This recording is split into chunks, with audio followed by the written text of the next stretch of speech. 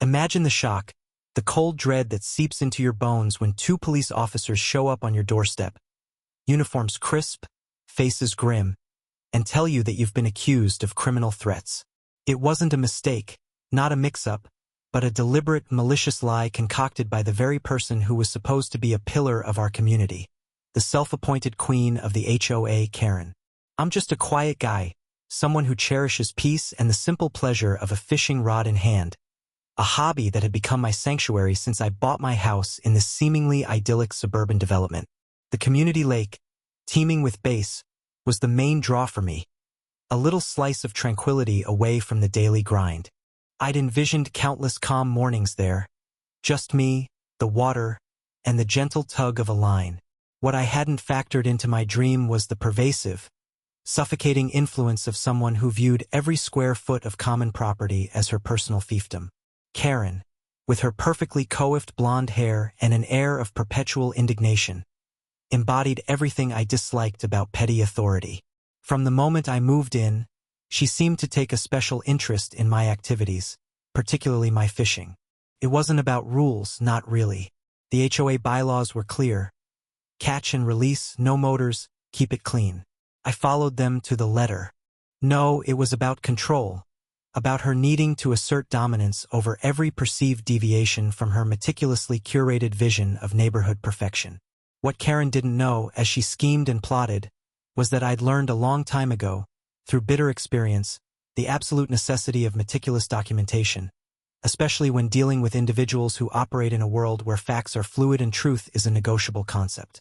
She thought her word, backed by her formidable presence and a few sycophantic allies on the board, was unassailable.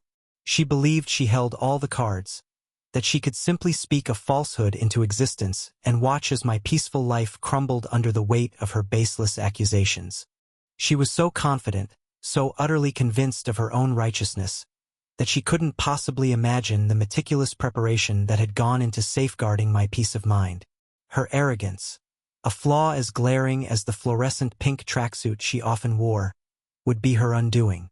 Have you ever encountered someone like Karen? Someone who wields perceived power with such impunity, twisting reality to suit their own agenda? It's a special kind of frustration, isn't it? But sometimes, that frustration can be channeled into a quiet, methodical determination, an unwavering resolve to restore balance. And that, my friends, is precisely what happened. This isn't just a story about a false accusation. It's a testament to the power of preparation, the quiet strength of irrefutable evidence, and the truly satisfying moment when a bully's carefully constructed house of cards comes crashing down around them, not with a bang, but with the chilling silence of self-incrimination. Get ready, because this is going to be good. My initial interactions with Karen were mostly passive-aggressive, a series of thinly veiled criticisms about my fishing habits. First, it was a friendly note left on my door, and signed, but clearly from her, reminding residents to ensure all fishing equipment is stored out of sight, when I had simply left my rod in its case on my porch for 5 minutes while bringing in groceries.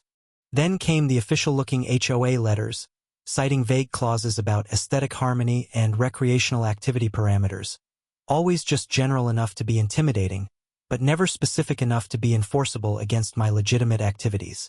I tried to be reasonable. I reviewed the actual HOA bylaws, which, unsurprisingly, contained no such restrictions. I even attended an HOA meeting, attempting to address my concerns directly with the board. Karen, of course, presided over this meeting, her smile taut and condescending as I spoke. She dismissed my points with a wave of her hand, declaring that some residents clearly don't understand the spirit of community living, and that certain activities, while technically permitted, can disrupt the tranquil ambience others prefer. It was infuriating, a classic bureaucratic stonewalling tactic designed to make you feel like you were the one in the wrong for simply existing. My attempts at reasoned discourse were met with an impenetrable wall of HOA speak and passive aggression. I tried talking to a couple of other board members privately, but they either seemed too intimidated by Karen or genuinely agreed with her overly stringent interpretations, eager to avoid her wrath. It became clear that reasoned discussion was a dead end. Karen, emboldened by her perceived victory and my attempts at diplomacy, escalated her harassment. She started appearing at the lake whenever I was there, sometimes just watching, a silent, unsettling presence. Other times, she would march up to me, arms akimbo, and launch into a fresh litany of grievances. "You're casting too close to the bank," she'd declare, even when I was nowhere near. "That lure looks suspiciously like live bait," she'd accuse, despite it being a perfectly legal plastic worm. Her voice, sharp and high-pitched, often carried across the water, drawing unwanted attention from other residents who were just trying to enjoy their afternoon. It was a calculated strategy. Make me feel so uncomfortable, so scrutinized, that I would simply give up my peaceful hobby to avoid her daily torment. Her actions started to feel less like HOA enforcement and more like personal persecution. It was during one particularly nasty encounter, after she accused me of depleting the fish stock, an absurd claim given the catch-and-release policy and the lake's health, that she made a vague, chilling statement. "I know how to deal with people who don't respect the rules, young man," she said, her eyes narrowed. "I have ways of making sure things change." It wasn't an explicit threat, but the undertone was unmistakable. It was then, standing by the very lake that was supposed to bring me peace, enduring her relentless verbal assault, that a thought solidified in my mind. Enough was enough. This wasn't just about fishing anymore. It was about protecting my right to live in peace without constant harassment. I realized I needed to arm myself with something she couldn't twist or dismiss. I needed irrefutable evidence. That night, I ordered a small, high-quality voice recorder, one that was discreet and had excellent battery life. It was a defensive measure, born out of a desperate need to protect myself from her escalating tyranny. I started carrying it with me every time I went near the lake, every time I stepped outside my front door. It felt almost paranoid, but a quiet voice inside told me it was the only way to be truly safe. The next time she approached me, her voice already rising in volume, the small device in my pocket was already silently doing its job. The decision to start recording was a turning point, a shift from defensive reaction to strategic preparation. I wasn't looking for a confrontation. I was simply ensuring that if one occurred, the truth wouldn't be lost in a he-said-she-said scenario. Karen, however, was clearly escalating her campaign. She'd ramped up her direct confrontations, sometimes even bringing along a couple of her loyal HOA cronies, a perpetually nodding neighbor named Brenda and a quiet, unassuming man named Jerry, who always seemed uncomfortable in her presence. They served as her silent chorus, their presence designed to amplify her authority and intimidate me. She'd even started spreading rumors, subtly at first, then more overtly, hinting to other residents that I was disrespecting the community, or not following the spirit of the rules, even suggesting that my fishing was attracting unwanted wildlife or disturbing the delicate ecosystem of the lake. It was all baseless, designed to isolate me and turn public opinion against me. But what she didn't realize was that most residents, while perhaps wary of crossing her, weren't entirely convinced by her increasingly outlandish claims. They saw me as a quiet, respectful neighbor, and my fishing was hardly a disruptive activity. Her attempts to rally a mob against me mostly fell flat, which only seemed to infuriate her more. The lake, my sanctuary, had become a battleground, not of my choosing, but one forced upon me. Every visit was now accompanied by the silent hum of my recorder, a constant reminder of the unseen war being waged. The day of the alleged threat started like any other.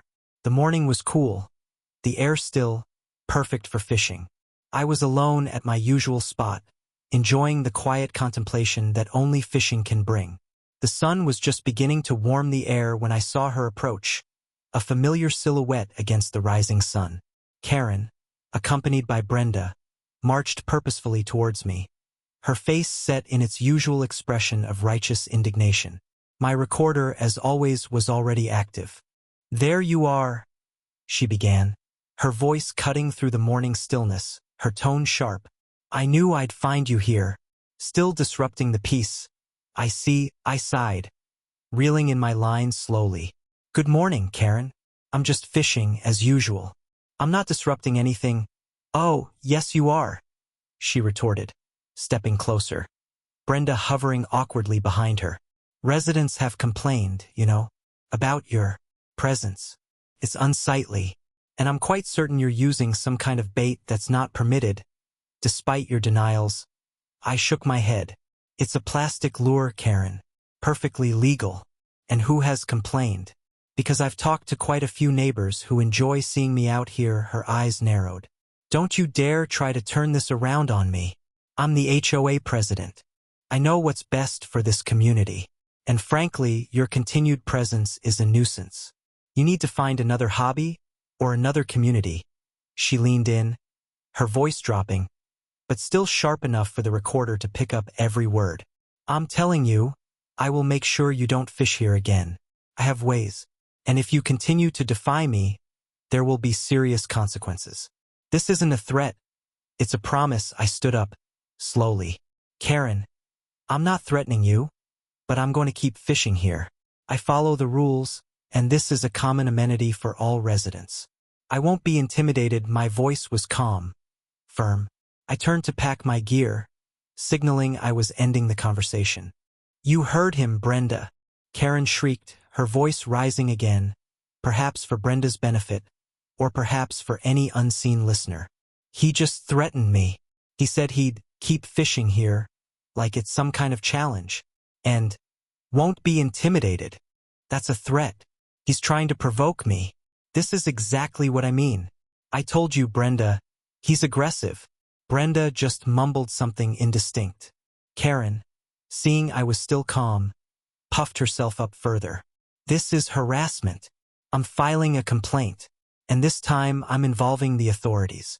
You will regret this, young man. With that, she spun on her heel, Brenda trailing behind her, Karen muttering loudly about my unacceptable behavior and threatening demeanor. I simply finished packing my gear, a grim satisfaction settling over me. She had said it. She had explicitly stated her intention to involve the authorities, to frame my perfectly innocuous statement as a threat. And I had every single word recorded. The trap was set. She walked away, confident she had just secured her victory, unaware that her own words, and their chilling lack of context for her false claim, would be her ultimate undoing. The very next afternoon, just as I was settling in to watch a game, there was a sharp knock on my front door. My heart gave a little jolt, but then settled. I knew this was coming. Standing on my porch were two uniformed police officers, their expressions unreadable. Mr. Peterson? One of them asked, holding up a badge. We're here regarding a complaint filed by a Ms. Karen Davies. She alleges that you threatened her yesterday morning by the community lake. I nodded, my face calm, though inside I felt a familiar surge of frustration. This was it, the moment I had been preparing for. Yes, officer, I'm Mr. Peterson, and I understand. May I ask what exactly she's accusing me of threatening her with? The officer consulted a notepad. She stated you told her you would keep fishing there in an aggressive tone, and that you wouldn't be intimidated, which she interpreted as a threat of continued harassment and defiance, causing her to fear for her safety and her position within the HOA. I listened patiently, almost amused by the bureaucratic interpretation of my words. Officer, I can assure you, no threat was made. I merely stated my intention to continue exercising my right to use a common amenity, and that I would not be intimidated by her false accusations and harassment. In fact, I paused, looking directly at both officers. I have a complete audio recording of our entire interaction yesterday morning. From the moment she approached me until she walked away, the officers exchanged a glance. The senior officer, a man with tired but perceptive eyes, raised an eyebrow. An audio recording, Mr. Peterson, of the entire incident. Yes, sir, I confirmed. I started recording all my interactions with Ms. Davies some time ago, due to her repeated harassment and increasingly aggressive behavior. It became clear that I needed concrete evidence to protect myself from exactly this kind of baseless accusation. The junior officer, younger and perhaps more prone to skepticism, looked slightly unconvinced. And this recording would corroborate your version of events. It will prove that no threat was made by me, I stated simply. It will show that Ms. Davies was the one who was confrontational and made veiled threats, and that I remained calm and merely asserted my rights within the HOA bylaws. The senior officer's demeanor shifted subtly. The initial accusatory edge in his voice softened to one of professional curiosity. "Mr. Peterson, we would certainly be interested in hearing that recording. False reports are a serious matter."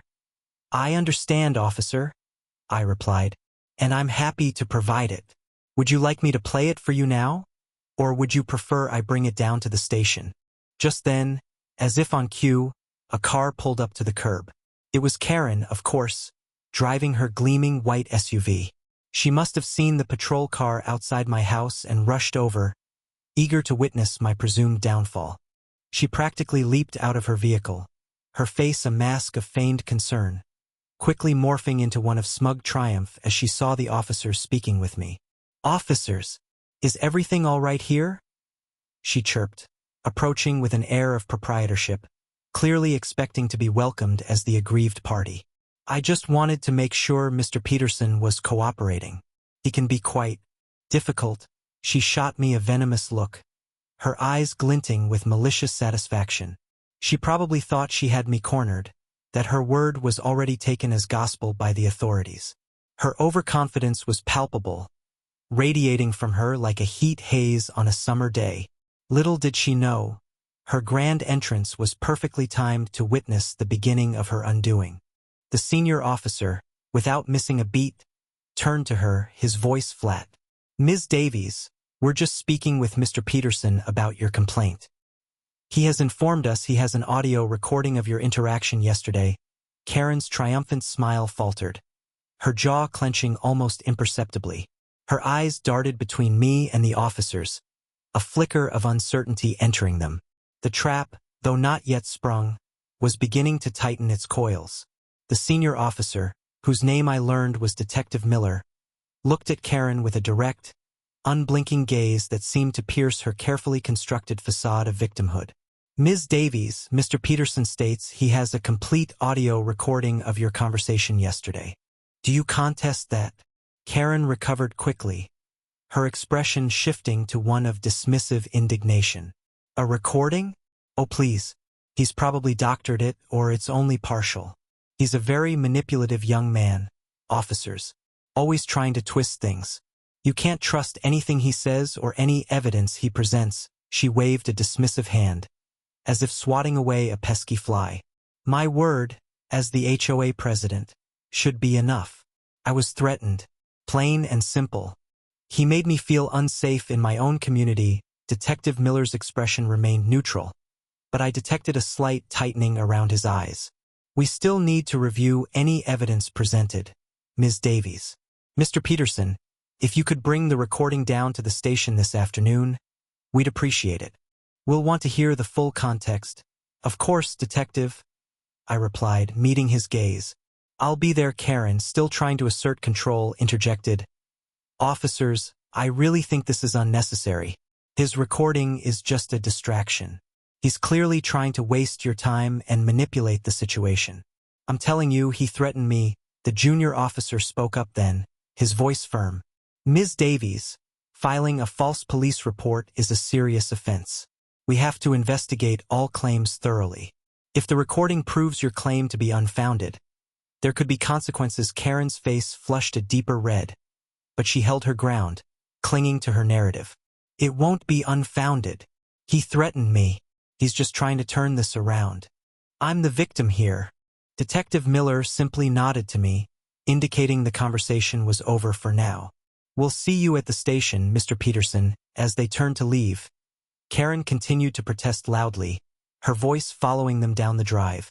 I closed my door, a grim satisfaction spreading through me. She was utterly convinced of her own narrative, blind to the concrete evidence that would shatter it.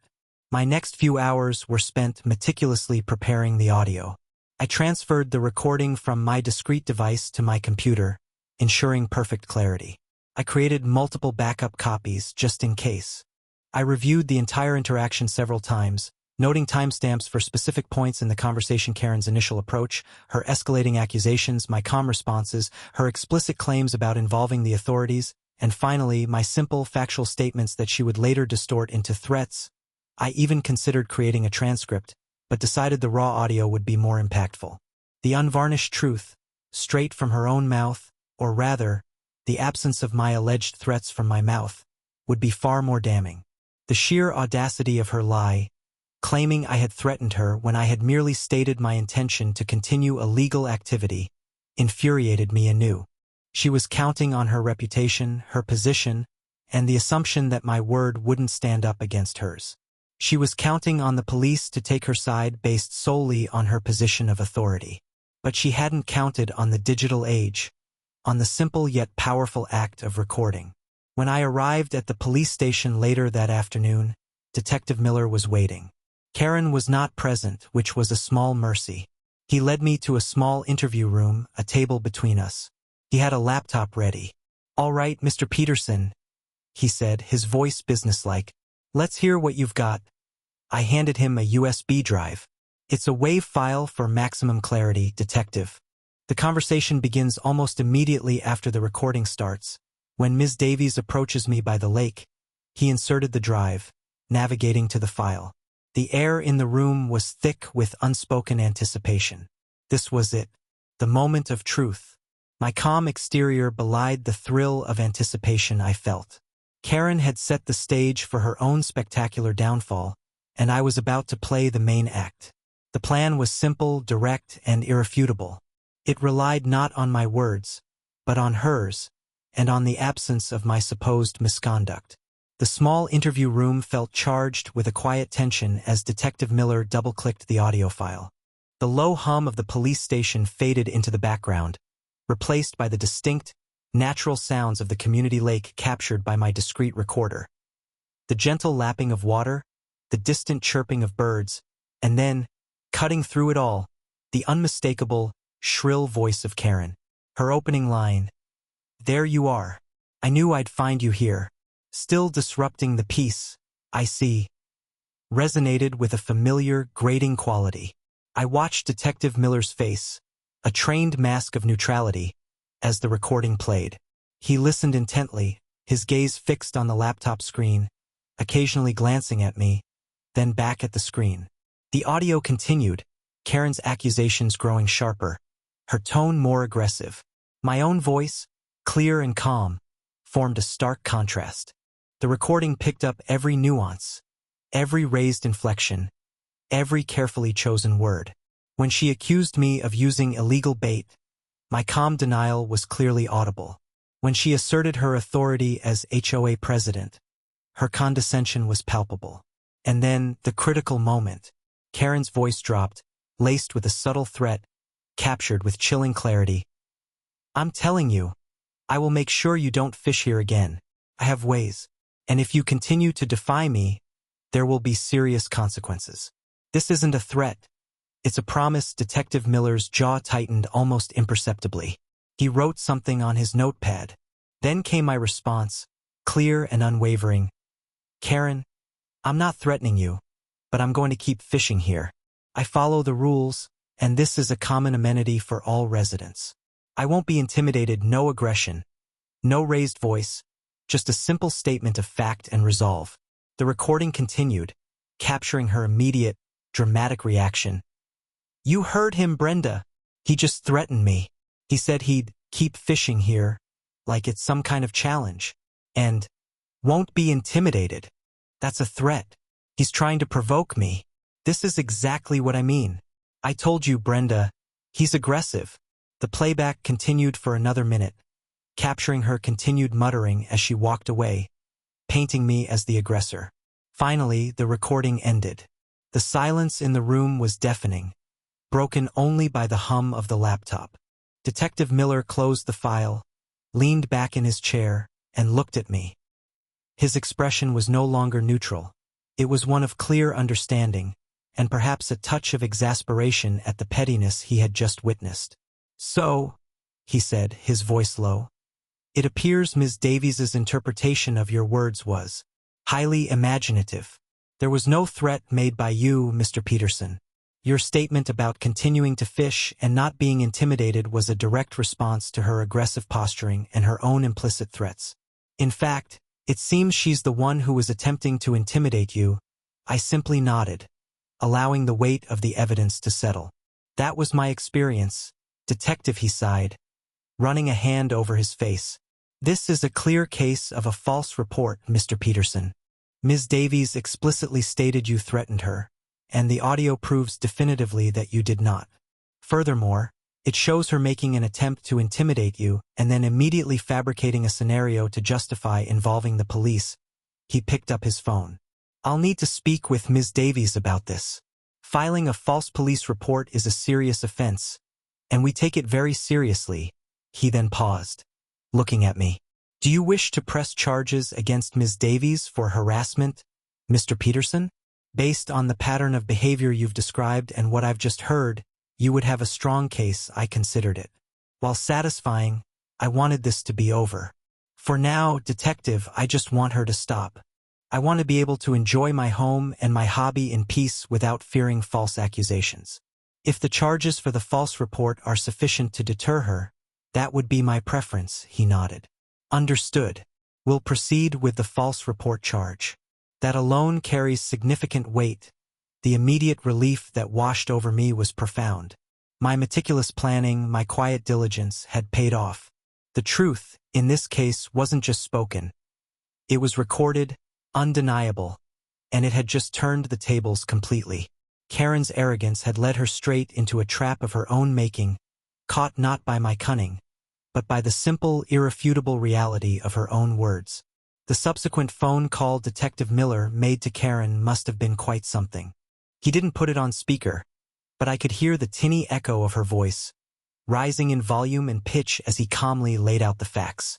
I could almost picture her face, the initial smugness giving way to shock, then indignant rage, as the reality of the situation dawned on her. When he hung up, Detective Miller looked at me with a wry smile.